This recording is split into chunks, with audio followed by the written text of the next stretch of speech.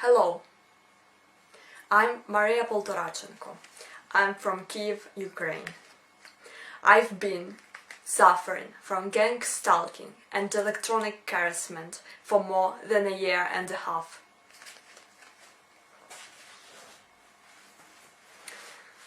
It's been organized by my ex-employer, Peter Steininger, the Austrian citizen.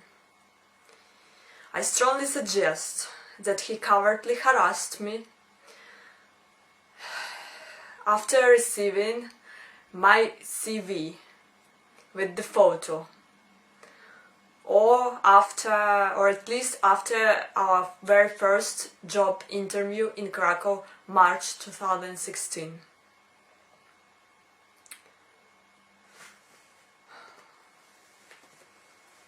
I'm still suffering from electronic tortures because they make me literally disabled.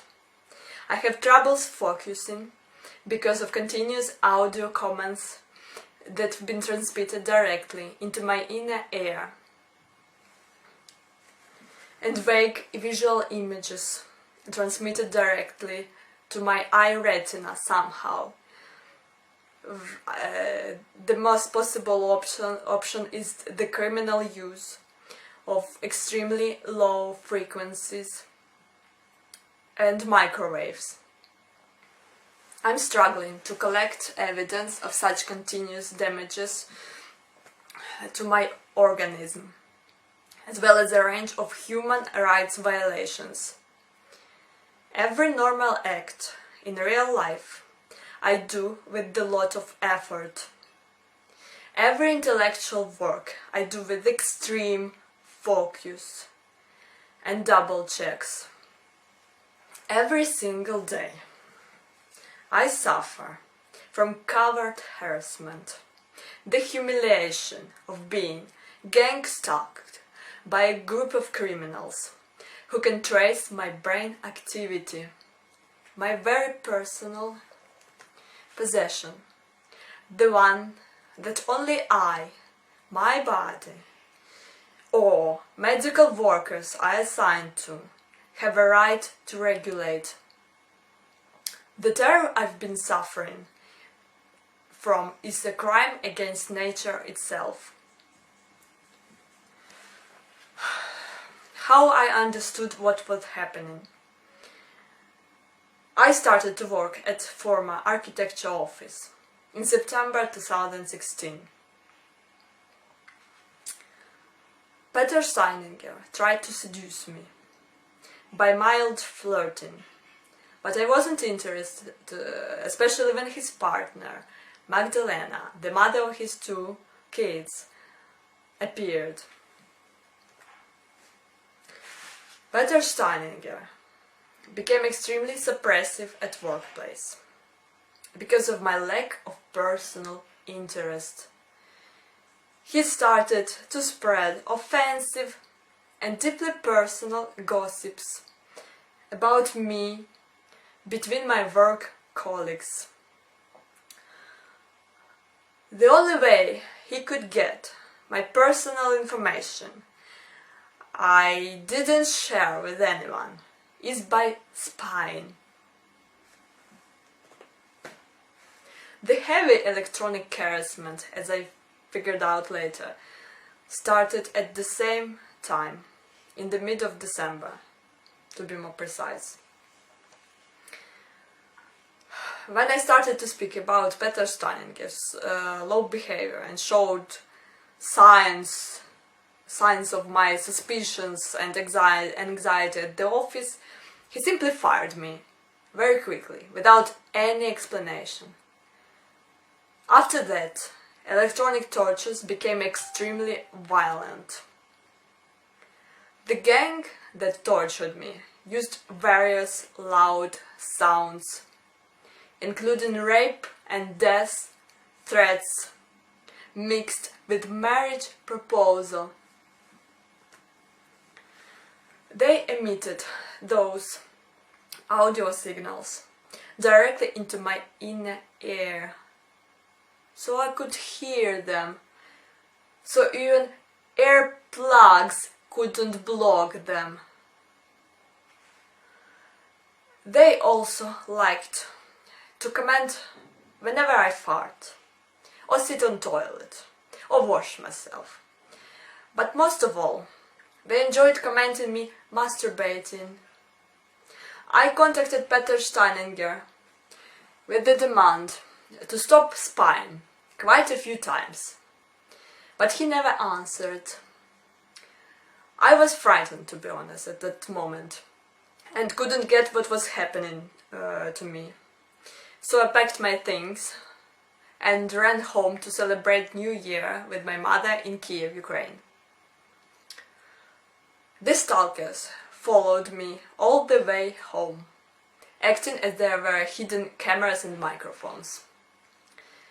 Extreme tortures continued during the whole January, 24/7, repeatable, in chaotic order, chatting like loud sounds and forced awakenings. In the middle of the night,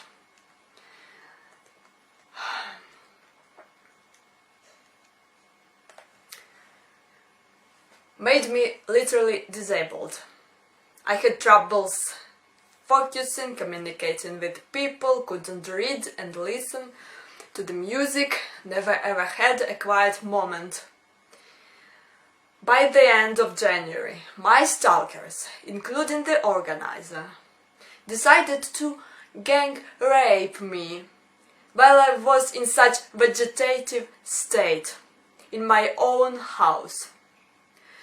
They stimulated my genitals to create persistent genital arousal disorder, overheated them with microwave emissions, and experimented with perversive audio comments emitted directly into my inner ear, and did various muscle stimulations.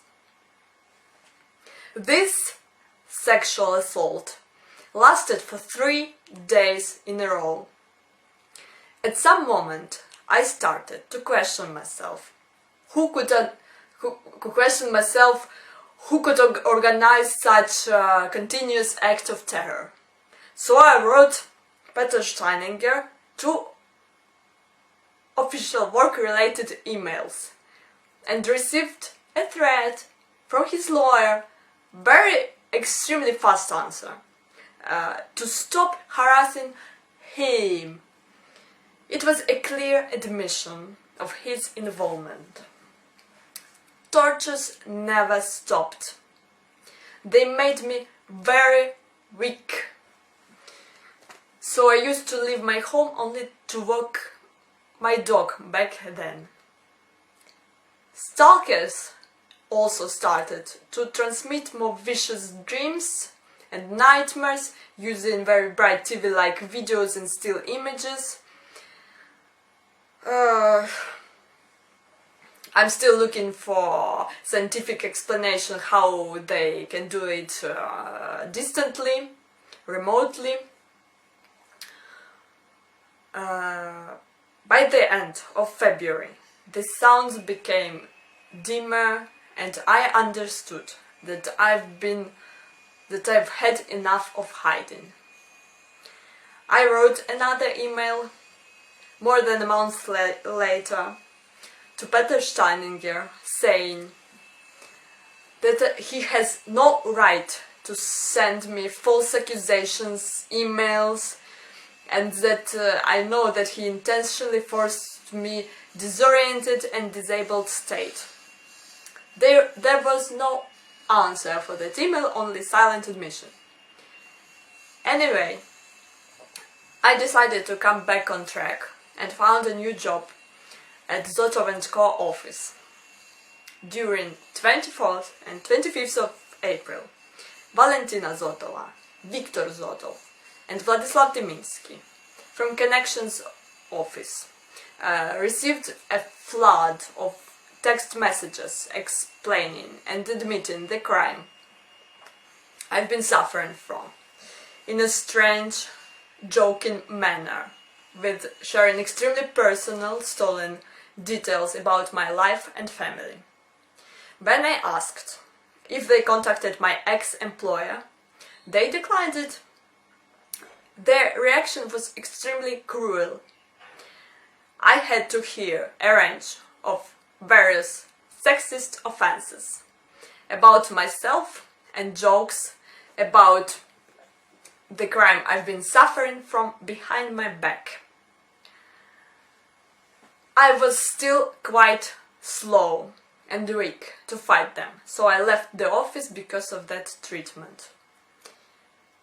I came, called and wrote them quite a few times in May with the plea to share the evidence and stop covering the crime by hiding it. But they were very ignorant and sometimes even threatened me to my face with the false accusations, court, calling the police and forced psychiatric hospitalization, which is illegal in Ukraine, by the way. I found another job at Brodkin Architects in June. I told Anna Brodkina, my another employer, back then, I told her during my job interview that I'm suffering from stalking, without giving her too much details after the situation with Dotto and Co. So she would, but I mentioned it, so she wouldn't be surprised, and if she'll receive strange, offensive messages about me. She said that her office is like family and that I will feel very comfortable there.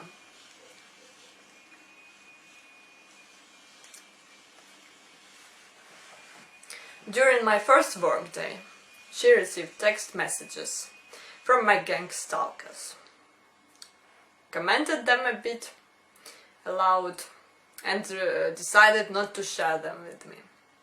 She just spread the gossip between work colleagues in an offensive way.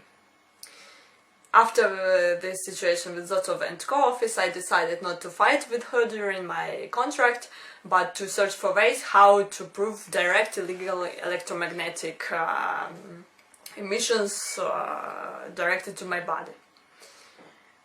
After finishing my probation, she simply got rid of me, saying that I'm not that qualified. I wasn't interested to fight for the job because of obvious ignorance and disrespect to me as a victim of organized crime, as well as her aggressive attitude as an architect to Kiev's heritage and urban environment. My mother contacted Anna Brodkina in September because of my continuous suffering from electronic tortures. But even her tears couldn't influence her to share the evidence. My mom is my only one close family member, and she can't do anything about this crime. I was so desperate that I found my biological father, who didn't keep in touch with me for 14 years, who didn't care if I live or die. I received no single penny from him. He admitted, by the way, that he's involved in some other criminal schemes, and all he said to me is just to ignore these tortures and just keep going as if nothing's happening.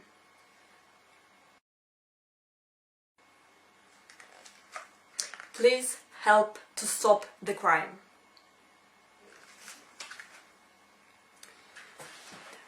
I invested so many years of my youth, so many effort and my mom's and my own money to gain knowledge and find practice in order to get wide professional experience to become a fully qualified architect with license in the future.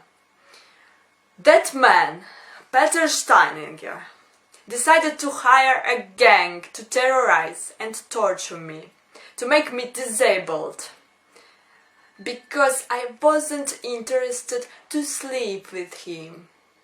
The family man and my employer. I can't understand how people can hide the evidence of such horrendous crime. I'm still alone in this situation and I'm desperate for your help. Please help me to prove the crime.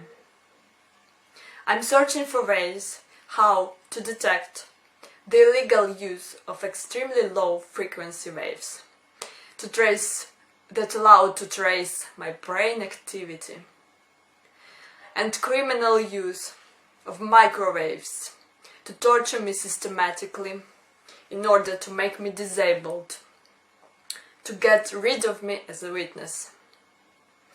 I'm desperate to find a way to protect myself from their torturous emissions, which affect my health and well-being in many ways.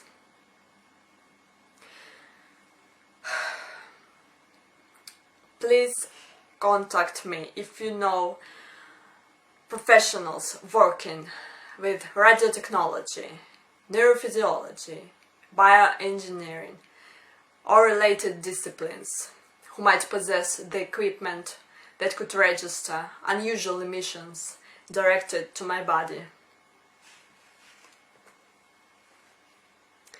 If you know Valentina Zotova, Viktor Zotov, and Vladislav Tyminsky from Zotov & Co. and Connections Office, or Anna Borodkina from Borodkin Architects Office, please ask them to share the text messages and witness testimonies. I do believe that people support each other in such horrible situations when another one suffers from organized attacks that are extremely hard to prove, by the way.